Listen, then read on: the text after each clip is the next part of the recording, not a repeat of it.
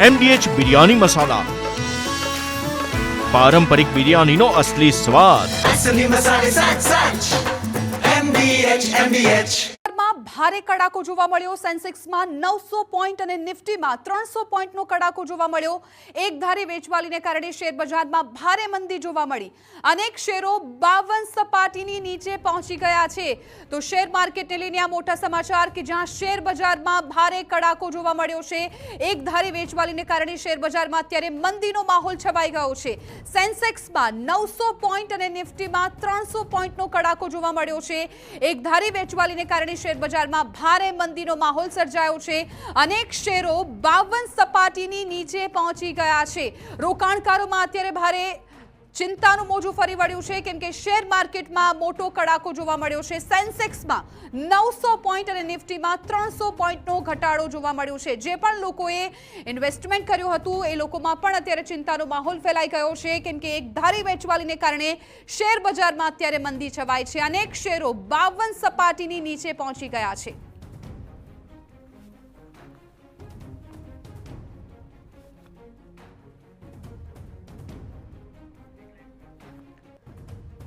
તો આજના અત્યારના આ સમાચાર કે જ્યાં શેર બજારમાં ભારે કડાકો।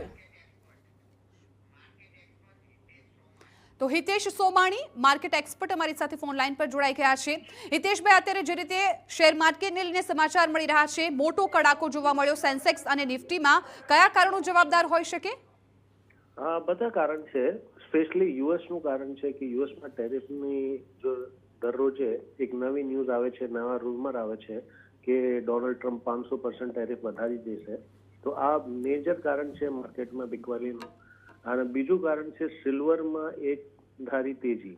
સિલ્વરમાં ક્યોંકि સિલ્વર એક એસેટ ક્લાસ છે, તો સિલ્વરની તેજીને લીધે લોકો સ્ટોક માર્કેટમાં પ્રોફિટ બુક કરી રહ્યા છે અને ત્યાં સિલ્વરમાં ઇન્વેસ્ટ કરી રહ્યા છે।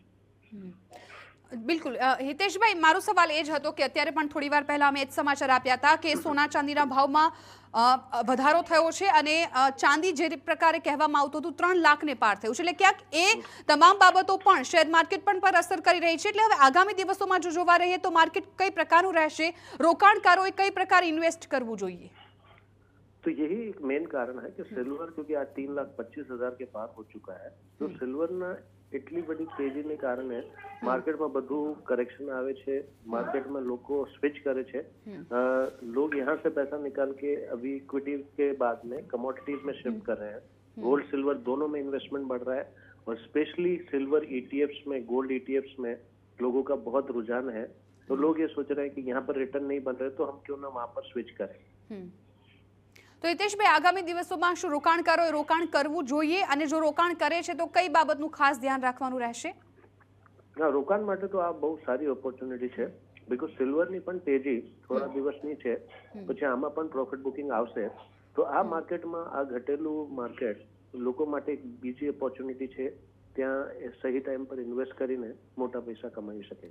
બિલકુલ હિતેશભાઈ, આભાર સમગ્ર માહિતી બદલ। તો શેર બજારમાં ભારે કડાકો જોવા મળ્યો છે, પરંતુ જે રીતે શેર બજારના એક્સપર્ટ કહી રહ્યા છે કે રોકાણકારો માટે આ સારો સમય હોઈ શકે કેમ કે એક તરફ ચાંદીના ભાવ વધ્યા છે અને ક્યાંક રોકાણકારો માટે આ સમય છે એ સારો બની શકે।